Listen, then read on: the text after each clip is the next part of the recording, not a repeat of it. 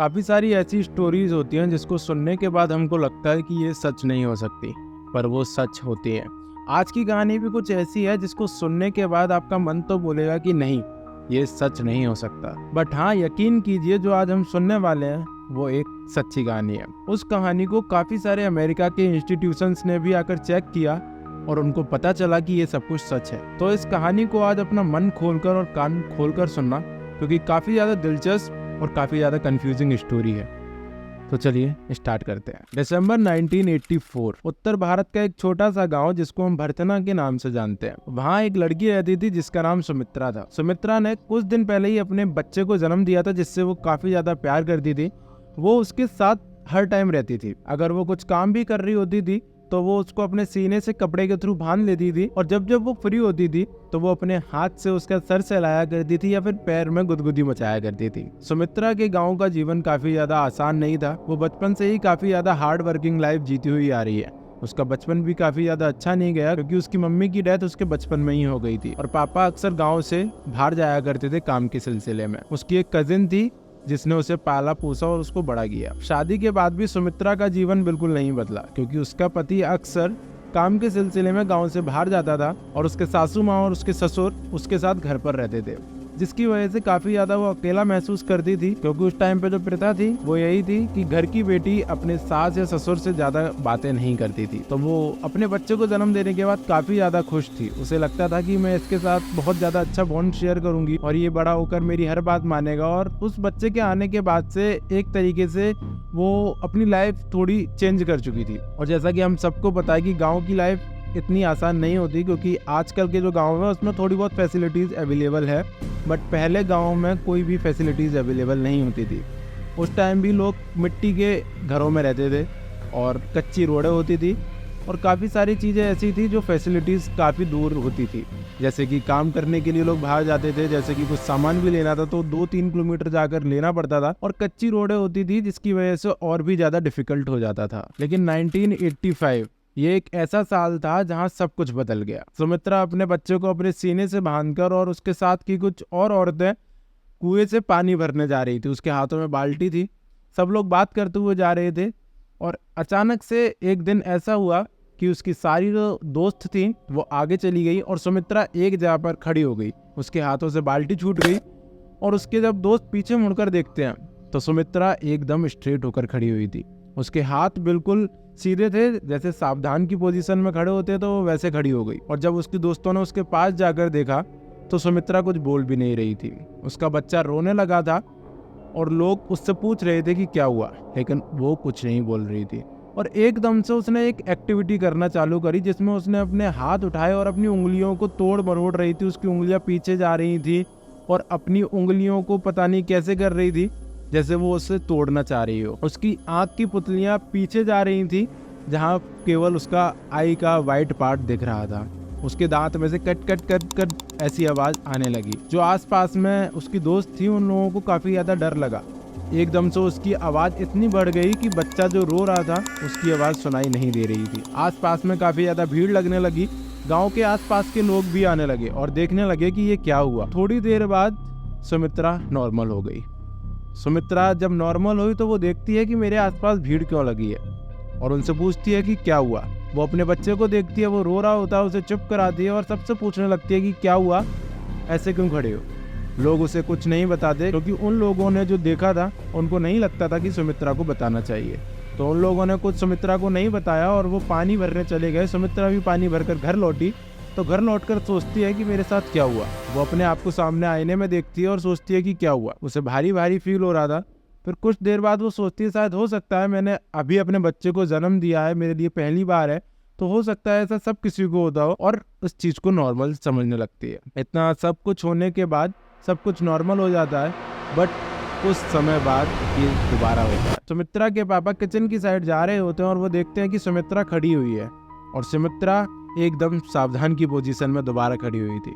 उसके पास जाकर देखते हैं और पूछते हैं कि क्या हुआ। सुमित्रा कुछ नहीं बोलती। सुमित्रा दोबारा से वही करने लगती है। उसके दोनों हाथ उठते हैं, उसकी उंगलियां मुड़ने लगती हैं, उसकी उंगलियां बिल्कुल टेढ़ी हो जाती हैं और कट कट की मुंह में से आवाज आती है और उसकी आंखें दोबारा से पीछे चली जाती हैं। उसके ससुर देखकर काफी ज्यादा परेशान हो जाते हैं कि ये क्या हुआ। वो उसको हिलाते हैं कि क्या हुआ सुमित्रा, क्या हुआ, बट उसकी तरफ से कोई जवाब नहीं। वो कॉन्स्टेंटली ऐसे ही करती जा रही थी और 10 मिनट या 15 मिनट बाद उसको होश आता है तो वो दोबारा से नॉर्मल हो जाती है और वो अपने ससुर से पूछती है कि पापा आप यहाँ क्या कर रहे हो और मुझे क्या हुआ था। उनके ससुर भी कुछ नहीं बताते और बोल देते हैं कि ऐसा ही कुछ हुआ था, कोई दिक्कत नहीं है। ससुर जी को लगता है शायद हो सकता है इसको दौरा पड़ा हो और ये नॉर्मल है। उसके बाद सुमित्रा को और ज्यादा अजीब लगने लगा कि मेरे साथ आखिर हो क्या रहा है। मई 1985, काफी दिन बीत चुके थे और सुमित्रा के साथ आजकल ये डेली होने लगा था। ये काफी ज्यादा घंटों तक चलते थे और सब लोगों ने मान लिया था कि सुमित्रा को दौरे पड़ते हैं और शायद अब ये उसके जीवन का एक हिस्सा हो चुके हैं। अब सुमित्रा इसके साथ साथ कुछ बोलने भी लग गई थी। काफी ज्यादा धीरे बोलती थी, बड़बड़ाती थी, किसी को सुनाई नहीं देता था, पर हाँ वो कुछ अब बड़बड़ाने भी लगी थी। उसका ये सब कुछ ज्यादा बढ़ता जा रहा था। सुमित्रा के घर वालों ने एक डॉक्टर को बुलाया जिसको गांव में वैद्य बोलते हैं। उसने उसको चेक किया और उसने बताया कि इसको कोई भी दिक्कत नहीं है, ना इसको अंदरूनी दिक्कत है ना कोई बाहर से दिक्कत है। हो सकता है इसको सच में ही दौरे पड़ते हों और घर वालों ने भी यही मान लिया कि अब जब डॉक्टर भी बोल रहे हैं कि इसको दौरे पड़ते हैं तो ये दौरे ही होंगे। पर 16 जुलाई 1985 सुमित्रा रसोई में काम कर रही थी। सब लोग बाहर बैठे हुए थे और सुमित्रा के साथ ये दोबारा हुआ। सुमित्रा एकदम सावधान पोजीशन में आ गई और उसके हाथ ऊपर उठने लगे और उसकी उंगलियां दोबारा से पीछे होने लगी, जैसे कि वो उन उंगलियों को तोड़ना चाहती है। उसकी आंखें पीछे चली गई और केवल व्हाइट पार्ट उसकी आंखों का दिख रहा था। और आज वो बोलती है कि मैं 3 दिन बाद मर जाऊंगी और यही बोलकर वो दोबारा नॉर्मल हो जाती है। घर वालों ने ये सब कुछ सुन लिया था और वो काफी ज्यादा परेशान हो चुके थे कि सुमित्रा ने ऐसा क्यों बोला कि वो 3 दिन बाद मर जाएगी, और 3 दिन बाद मर जाएगी बोलने के बाद वो बिल्कुल नॉर्मल हो गई। सुमित्रा को भी कुछ समझ में नहीं आ रहा था कि मेरे साथ ये क्या हो रहा है, और जब उससे पूछते हैं कि तुमने ऐसा क्यों बोला तो उसको याद नहीं था कि मैंने सच में ऐसा बोला है या नहीं। लेकिन उसके घर वालों ने बिल्कुल भी ढिलाई नहीं दी और इस मामले को सीरियस होकर लिया और उन्होंने बोला कि 3 दिन सुमित्रा कोई काम नहीं करेगी।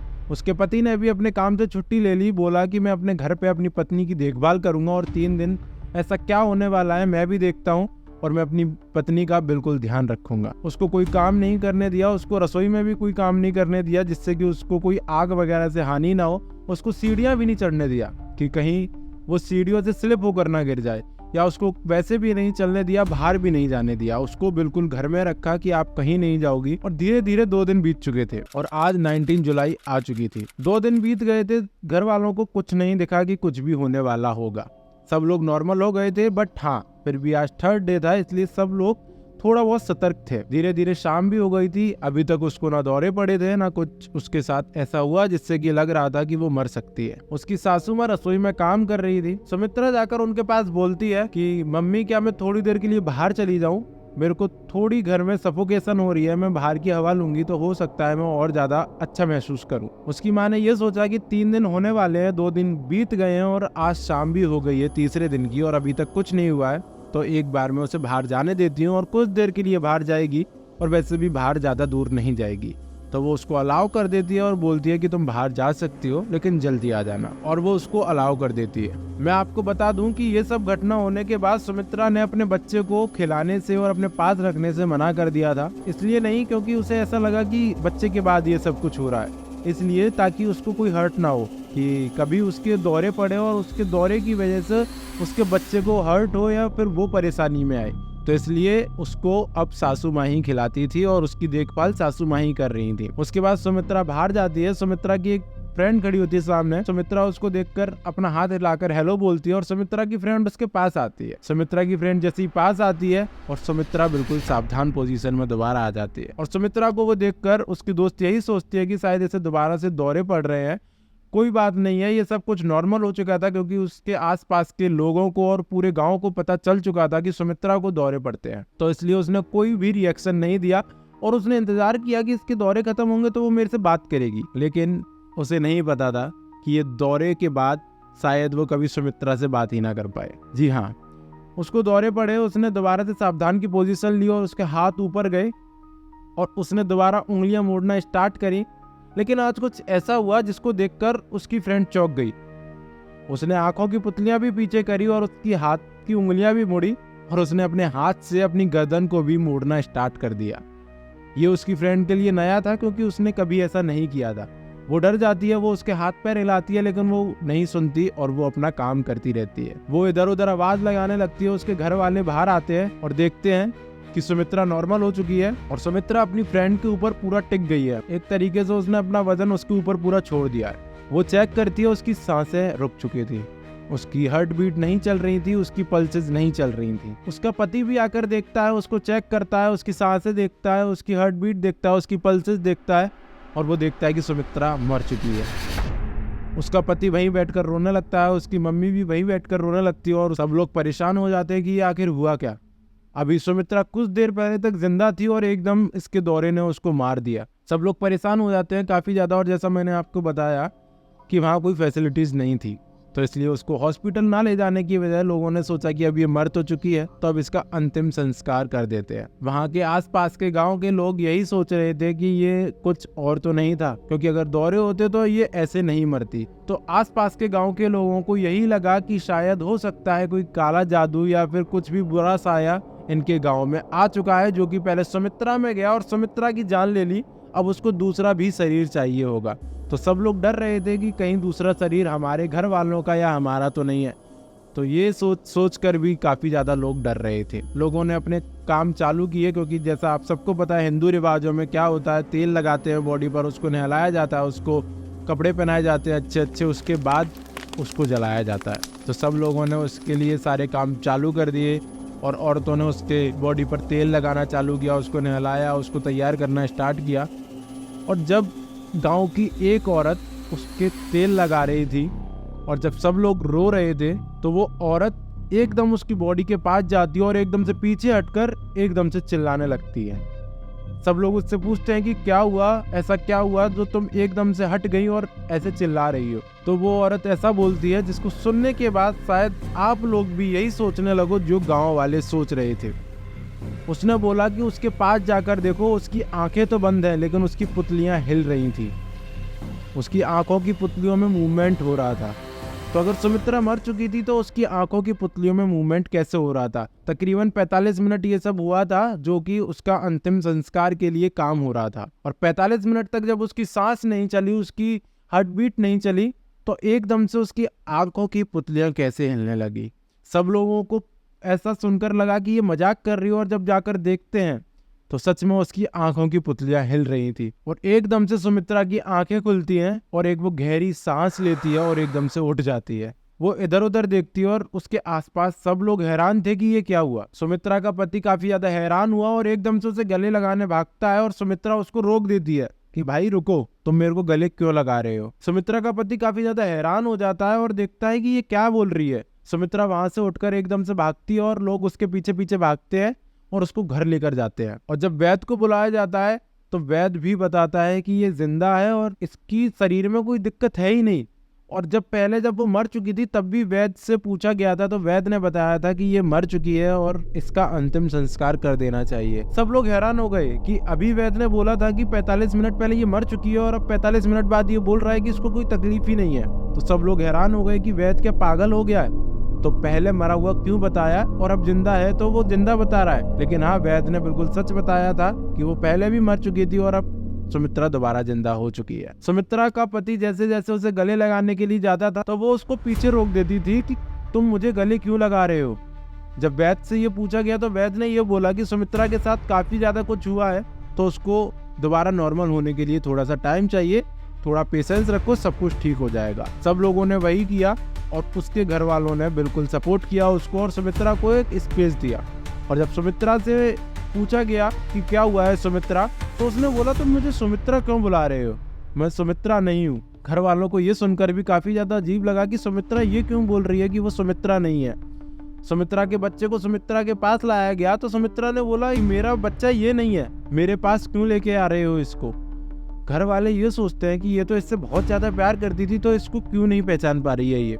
लेकिन घर वालों को यही लगा कि शायद हो सकता है इसके साथ बहुत ज्यादा कुछ हुआ है तो इसलिए अभी इसको समय देते हैं और आराम से इसको रिलैक्स करने देते हैं। अगले दिन जब वो सोकर उठती है और दोबारा उससे बात की जाती है तो वो ये बोलती है कि मेरा नाम शिवा है, तुम लोग मुझे सुमित्रा मत बुलाओ। और सुमित्रा के बॉडी लैंग्वेज में और बोलने की स्टाइल में भी काफी ज्यादा कुछ चेंज आ चुका था। जिस टाइप से सुमित्रा बात करती थी वो अपने घर वालों से वैसे बात नहीं कर रही थी। जिस टाइप से वो चलती थी या जो भी कुछ काम करती थी वो सुमित्रा का कोई काम नहीं लग रहा था।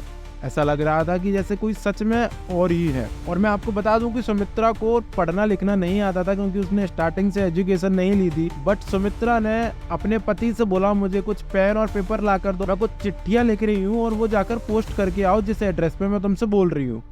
मतलब अगर सुमित्रा को लिखना नहीं आता था, उसे पढ़ना नहीं आता था, वो चिट्ठियां लिखने के लिए क्यों बोल रही थी? और जब उसके लिए उसका पति कागज और पेन लेकर आया तो वो चिट्ठियां लिख रही थी और सच में उसको पढ़ना लिखना आता था। सब लोग कंफ्यूज हो गए थे कि ये सब क्या हो रहा है सुमित्रा के साथ, ये सुमित्रा ही है या कोई और है। सुमित्रा एक खत लिखती थी और अपने पति से बोलती थी कि इसको देकर आओ, लेकिन काफी दिनों तक सुमित्रा के पति ने ये नहीं किया। सुमित्रा ने हर किसी को पहचानने से इनकार कर दिया था। वो अपने सास ससुर को नहीं पहचान पा रही थी, वो अपने पति को नहीं पहचान पा रही थी, यहाँ तक कि जिससे वो सबसे ज्यादा प्यार करती थी वो उसको भी नहीं पहचान पा रही थी। वो किसी को नहीं पहचान पा रही थी और वो केवल यही बोलती थी कि मेरा नाम सुमित्रा नहीं है, मेरा नाम शिवा है और मैं 1985 में ही मर चुकी हूँ। सब लोगों को ये सुनकर अजीब लगता था कि आखिर ये सब हो क्या रहा है। और फिर एक दिन सुमित्रा के घर के दरवाजे पर किसी ने दस्तक दी। सुमित्रा के पति ने जब जाकर गेट खोला तो सामने एक आदमी था जिसके हाथ में एक ऐसे करके एक बुक थी, जो डायरी पकड़ा हुआ था या बुक कह सकते हो आप, ऐसे करके वो पकड़ा हुआ था। वो चश्मा पहना हुआ था, वो कोट पैंट में था और एक जेंटलमैन टाइप का आदमी था जो कि नहीं लग रहा था कि वो इस गांव से है। सुमित्रा का पति समझ चुका था कि ये इस गांव से नहीं है, ये बाहर से आया है। सामने खड़ा हुआ व्यक्ति अपने आप को राम त्रिपाठी बताता है कि मेरा नाम राम त्रिपाठी है और मैं आपके पास एक कारण बस आया हूँ। क्या मैं जान सकता हूँ कि इस घर में कोई ऐसी औरत है जो काफी दिनों से अजीब हरकतें कर रही है? सुमित्रा का पति समझ जाता है कि ये सुमित्रा की बात हो रही है, पर सुमित्रा का पति इतनी आसानी से नहीं बताता क्योंकि कोई भी ऐसे आए और किसी को भी कुछ बता दे तो ये उसको सही नहीं लगा। तो वो बोलता है कि बताओ आपको क्या काम है। वो बोलता है कि मुझे उस औरत से मिलना है एक बार। वो पूछता है कि क्या काम है मुझे बताओ, बट वो नहीं बताता और बोलता है कि एक बार बस मुझे उससे मिलना है, अगर है तो आप बुला दो वरना मैं चला जाता हूँ, कोई दिक्कत नहीं है। सुमित्रा का पति सोचता है कि ठीक है, जाकर बोल देता हूँ कि ऐसे ऐसे करके आपको कोई बाहर बुला रहा है। जैसे ही सुमित्रा के पास वो जाता है और सुमित्रा से बोलता है कि कोई बाहर गेट पर राम त्रिपाठी नाम का आपका इंतजार कर रहा है, तो सुमित्रा एकदम से खुश हो जाती है और खड़ी होकर भागकर सुमित्रा उस आदमी के पास जाती है और उसे गले लगा लेती है। काफी देर तक उसे गले लगाए रहती है, लेकिन वो आदमी खड़ा हुआ देखता है कि भाई ये औरत कौन है, ये मेरे को ऐसे गले क्यों लगा रही है, मैं तो इस औरत की बात ही नहीं कर रहा था। और वो एकदम उससे बोलता है कि तुम पीछे हटो और एक बार मुझे बताओ कि तुम कौन हो, तुम्हारा नाम क्या है। और जैसे ही राम त्रिपाठी से वो सुमित्रा बोलती है कि मेरा नाम शिवा है, तो राम त्रिपाठी थोड़ा सा इमोशनल हो जाता है और ये सुनकर उसके घर के बाहर एक बैठने की जगह थी, वहां जाकर बैठ जाता है और सुमित्रा को भी अपने बगल में बिठा लेता है। और सुमित्रा का पति भी वहां बाहर आकर खड़ा हो जाता है। वो देखता है कि भाई ये सब मेरे सामने हो क्या रहा है, मेरी बीवी किसी और को आकर गले लगा रही है और वो उसे हटा रहा है और वो अपना नाम शिवा बता रही है और वो इमोशनल होकर यहाँ बैठ जा रहा है, तो आखिर हो क्या रहा है, मैं भी तो देखूं। वो जाकर देखता है तो राम त्रिपाठी अपने हाथ में जो डायरी पकड़ा हुआ था, जो कि एक मैरिज फोटोज की एल्बम थी, वो उसको खोलता है और सुमित्रा से पूछता है कि इन फोटोज में जो जो है उनके बारे में बताओ।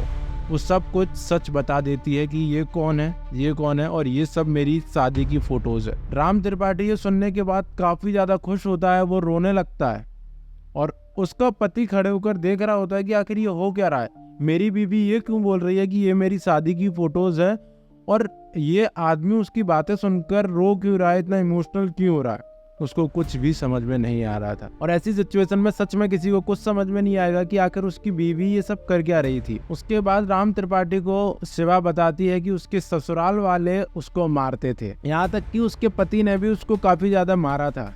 और जैसे ही राम त्रिपाठी ने एक फोटो दिखाई थी तो शिवा थोड़ी शांत पड़ गई और एकदम से वो घबरा सी गई और उसने बताया कि ये फोटो मेरी ननद की है, जो कि उसकी पति की बहन थी, और बताती है कि इसी ने मेरे सर पर एक ईंट मारी थी जिसकी वजह से मैं मर गई थी। और राम त्रिपाठी ये सुनकर काफी ज्यादा इमोशनल हो जाता है, रोने लगता है और उसको गले से लगा लेता है और दोनों एक दूसरे से गले लगकर काफी देर तक रोते हैं। उसका पति अभी भी खड़ा होकर ये सोच रहा है कि भाई ये मांजरा क्या है, ये चल क्या रहा है, ये सब कुछ हो क्या रहा है। उसके बाद राम त्रिपाठी को सुमित्रा और शिवा पापा बोलती है। उसके बाद सुमित्रा का पति और भी ज्यादा कंफ्यूज हो जाता है कि आखिर ये सब हुआ क्या, वो उसको पापा क्यों बोल रही है, आखिर इसका पापा तो कोई और था, मैं तो इसको जानता तक नहीं हूँ, तो इसका ये पापा कैसे हो सकता है। उसके बाद राम त्रिपाठी देखता है उसके पति को सामने खड़ा हुआ और उससे बोलता है मैं तुम्हें सब कुछ समझाता हूँ, एक बार घर के अंदर चलो। सुमित्रा का पति सुमित्रा और राम त्रिपाठी अंदर जाते। वहाँ पर सुमित्रा के ससुराल वाले भी थे, उसका पति भी था, गाँव वाले भी लोग थे और राम त्रिपाठी भी था। राम त्रिपाठी उनको बताता है कि मैं यहाँ से कुछ दूर इटावा शहर में रहता हूँ, जो कि 100 किलोमीटर करीब दूर था बर्थना से। बताता है कि उनकी बेटी शिवा जो कि कुछ दिन पहले मर चुकी है और जो कि उसकी ननद के द्वारा मारी गई थी। उसके बाद उसकी बॉडी को उसकी सासू माँ और उसकी ननद दोनों मिलकर रेलवे ट्रैक पर फेंकने जा रहे थे, जिससे कि सबको लगे कि ये सुसाइड है। जब वो घर से निकले और थोड़ी दूर चले तो एक पड़ोसी ने उनसे पूछा कि आखिर तुम इसको कहाँ लेकर जा रहे हो। तो वो बोलते हैं कि हम इसको डॉक्टर के पास लेकर जा रहे हैं, इसकी थोड़ी तबीयत खराब है।